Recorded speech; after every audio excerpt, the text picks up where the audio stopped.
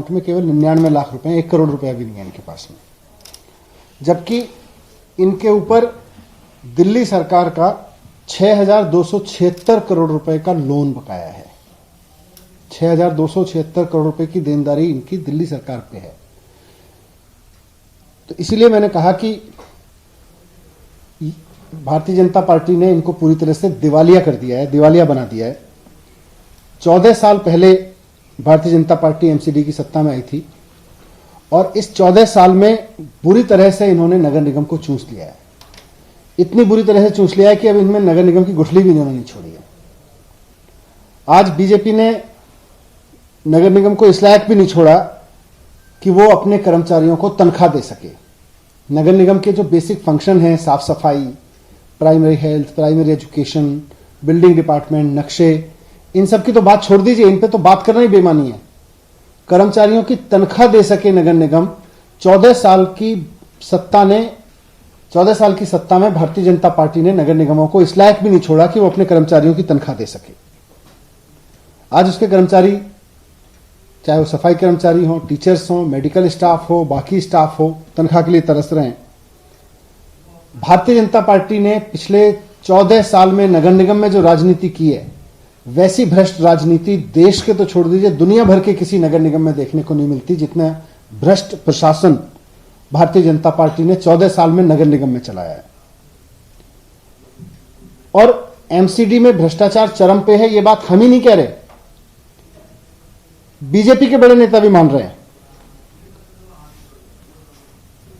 उसके मैं तथ्य रखता हूं, उसके नगर निगम में, एमसीडी में और सेंट्रल गवर्नमेंट में, दोनों में बीजेपी की सरकार है। तो बीजेपी की सेंट्रल गवर्नमेंट जो है वो देश भर के नगर निगमों को पैसा देती है, वो उनको अलग से फंड देती है कॉन्स्टिट्यूशन के मुताबिक।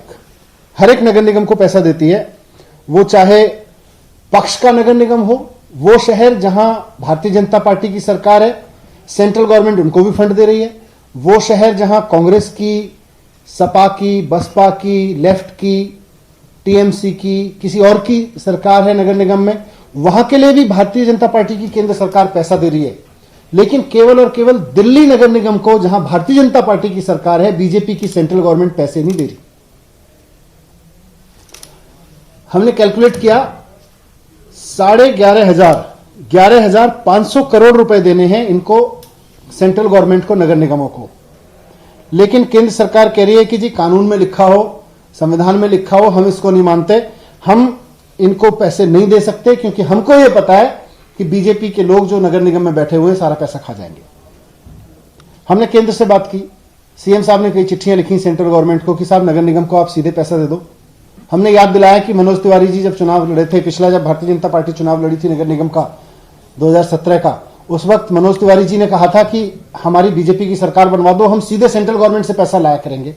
हमने उन्हें चुनाव का भी याद दिलाया, उन्होंने संविधान कानून की बात की, उन्होंने कहा कि चुनाव में कहा था और संविधान कानून में भी ठीक है, लेकिन हमें यह पता है कि बीजेपी के नगर निगम के नेता पूरी तरह से करप्ट हैं, इनको जो भी पैसा जाएंगे वो खा जाएंगे, चोरी कर जाएंगे। इसलिए हमने तय कर रखा है कि हम विपक्ष का नगर निगम होता है हम उसको दे देते हैं, लेकिन बीजेपी का नगर निगम होने के बावजूद दिल्ली के नगर निगम को हम पैसा नहीं दे सकते। ये केंद्र सरकार का कहना है। पिछले एमसीडी के चुनाव में केंद्र सरकार ने खुद, भारतीय जनता पार्टी ने खुद माना था कि हमारे सारे पार्षद चोरी करने में लग गए हैं, इसलिए सारे बदल दिए थे, एक को भी दोबारा नहीं रिपीट किया। इस बार फिर वो कह रहे हैं कि हम इस बार भी सारे बदलेंगे क्योंकि हमने देखा है सारे चोरी करने लगे। तो जो बीजेपी का शीर्ष नेतृत्व वो भी मानता है, सेंट्रल गवर्नमेंट भी मानती है कि बीजेपी ने 14 साल में नगर निगम को दिवालिया कर दिया है, सारा पैसा खा गए हैं, इनको इसलिए पैसा नहीं दिया जा सकता जो उनका बनता है। अब सवाल यह है कि ये जो कर्मचारी हैं जिनके चूल्हे नहीं जल रहे, जो तनख्वाह के लिए तरस रहे हैं, वो दिल्ली के ही लोग हैं, वो हमारे ही लोग हैं। मुख्यमंत्री जी कहते हैं कि उनका दुख नहीं देखा जा रहा हमसे। इन्होंने फिर सीएम साहब से बात हो रही थी, उन्होंने कहा इन्होंने काम तो किया है भाई, जो काम उन्होंने किया है, अब उनकी क्या गलती है, उन्होंने तो काम कर दिया, तनख्वाह नहीं दे पा रहे, ये बीजेपी की गलती है। तो सीएम ने आदेश दिया कि कहीं से कुछ निकालें। आज दिल्ली सरकार के पास भी फंड्स नहीं है, दिल्ली सरकार भी अपनी जो रेवेन्यू कलेक्शन था हमारा, उसके 50% पे चल रही है, ऑलमोस्ट आधे पैसे आ रहे हैं टैक्स के। बहुत सारी योजनाएं हमने दिल्ली में रोक रखी हैं कोविड की वजह से, लॉकडाउन की वजह से जो मार्केट का बुरा हाल हुआ। तो दिल्ली सरकार का बड़ी मुश्किल से काम चल रहा है, पर इधर उधर से कुछ इधर से निकाल के, कुछ इधर से निकाल के, कुछ डिपार्टमेंट की योजनाएं रोक के, कुछ डिपार्टमेंट का पैसा रोक के आज इनको हम 938 करोड़ रुपए दे रहे हैं। बहुत मुश्किल से ये पैसे, कई डिपार्टमेंट का पैसा काट के निकालें, कई डिपार्टमेंट की ग्रांट रोक के, उनके बहुत सारे काम रोक के ये पैसे जुगाड़ किए हैं। ये पैसे सैलरी के लिए दिए जा रहे हैं। तो मैं बीजेपी के नेताओं से कहना चाहूंगा कि इन पैसों को अब चोरी में मत कर लेना, इनसे कर्मचारियों की तनख्वाह देना। और मैं कर्मचारियों से भी अपील करना चाहूंगा कि नजर रखना, ये बीजेपी वाले आपके इस पैसे को भी खा जाएंगे जो जो स्टेट गवर्नमेंट की ओर से जा रहा है, जो दिल्ली सरकार केजरीवाल जी की तरफ से जो पैसा जा रहा है, जो हमने इधर उधर से दूसरे डिपार्टमेंट का पैसा काट के बचा के किसी तरह से इनको दिया है, वो भी खा जाएंगे अगर इन पे नजर नहीं रखी गई। तो इनको 938 करोड़ रुपए किसी तरह से जुगाड़ करके इधर से उधर से दे रही है सरकार। और 1 साल की बात है, जब बीजेपी में आपकी सरकार आ जाएगी तो हम ये तो जानते हैं कि चुनौती बहुत बड़ी है। इन्होंने बेड़ा गर्क कर रखा है, पूरा दिवालिया कर दिया है नगर निगमों को। लेकिन फिर भी जैसे दिल्ली सरकार में ईमानदारी से काम किया, दिल्ली के लोगों ने साथ दिया, 30,000 करोड़ का बजट 60,000 करोड़ पहुंच गया। वैसे ही नगर निगम में भी जब आम आदमी पार्टी की सरकार आ जाएगी तो बजट बढ़ेगा और रिसोर्सेज बढ़ेंगे और ईमानदारी से काम होगा, तो फिर ये दिन नहीं देखने पड़ेंगे। सत्येंद्र, देखिएगा, एमसीडी जो है, दिल्ली के तीनों एमसीडीज को दिल्ली सरकार का 6,200 करोड़ रुपया बकाया है।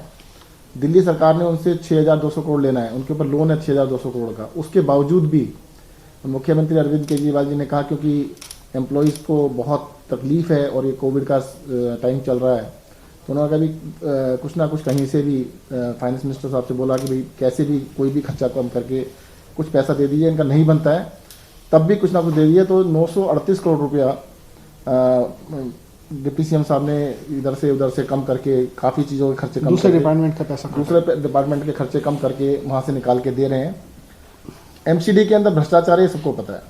और अगर इसकी बड़ी बात बताने की जरूरत नहीं है, अपने पड़ोस में देख लीजिए, कहीं भी देख लीजिए, लेंटर के रेट रहे फिक्स। हर एक भी लेंटर पड़ता है तो उसके स्क्वायर मीटर के हिसाब से, स्क्वायर फुट के हिसाब से रेट लेने लगे हैं। और उसमें इतना पैसा इकट्ठा होता है, मैं तो फिगर भी बता सकता हूँ कि एमसीडी का जो बजट है, ऐसे तो पूरे बजट 5 से 10,000 करोड़ रुपये बताते हैं सिर्फ एमसीडी के अंदर। हर साल लेंटर से ही इकट्ठा कर लेते हैं ये लोग, और पैसा कमाने का एक धंधा बन गया है। और इसी वजह से एमसीडी में रोज कहते हैं पैसा नहीं है, पैसा नहीं, क्योंकि उनके पर्सनल पैसा खड़ा हो रहा है, पर्सनल प्रॉपर्टियाँ बना रहे हैं, पर्सनल पैसा बनाने में लगे हुए हैं। जैसा मनीष जी ने भी कहा है कि जो पैसा हम दे रहे हैं, 938 करोड़ रुपये दे रहे हैं, उसके ऊपर कर्मचारी लोग ध्यान रखें, कहीं ऐसा ना हो इसको भी खा जाएं और उसके बाद फिर ये कहेंगे तनख्वाह नहीं दी। तो सबको तनख्वाह देने के लिए कोविड की वजह से पैसा दिया जा रहा है, इसका ध्यान रखिएगा। सर, ये जो मैनेज करके दिया जा रहा है, इससे दूसरी योजनाओं में कोई फर्क ज़्यादा असर दिखेगा या ज़्यादा कटौती की गई है कि कम? नहीं, देखिए, हमारे पास में तो वैसे ही इस बार मैं बार बार कहता रहा हूँ कि दिल्ली की सरकार आधे बजट पे काम कर रही है, आधा टैक्स मिला है और टफ पीरियड है, पूरे देश के लिए ही है, सारी इकोनॉमीज डाउन है। तो वैसे में दिल्ली सरकार के लिए भी अपना काम चलाना मुश्किल है। पर कुछ डिपार्टमेंट्स की कुछ योजनाओं को रोक के इस बार जब हम आरई में करेंगे तो उनको योजनाओं का पैसा काटेंगे, पर निश्चित रूप से किसी ऐसी स्कीम पे नहीं काट रहे हैं जहां लोगों को बहुत परेशानी हो, पर पैसा काट के दे रहे हैं इनको। सर, एक आखिरी सवाल, सीएम ने ट्वीट किया है कि गाजीपुर मंडी खोली जा रही है। हाँ, उसका पूरा रिव्यू किया। उसके जितने सैंपल पोल्ट्री मार्केट के भेजे गए थे, जो मुर्गियों के सैंपल भेजे गए थे, वो सब नेगेटिव आए हैं। तो फिर सारा रिव्यू करके मुख्यमंत्री जी ने कहा कि अब जो हमने बैन लगाया था और मार्केट पे जो बैन लगाया था उसको खोल दिया जाए। नमस्कार, मैं हूं मानक गुप्ता।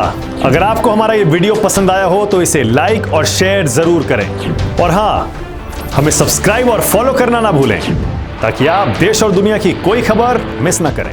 तो जुड़े रहिए हमारे साथ और देखते रहिए न्यूज़ 24।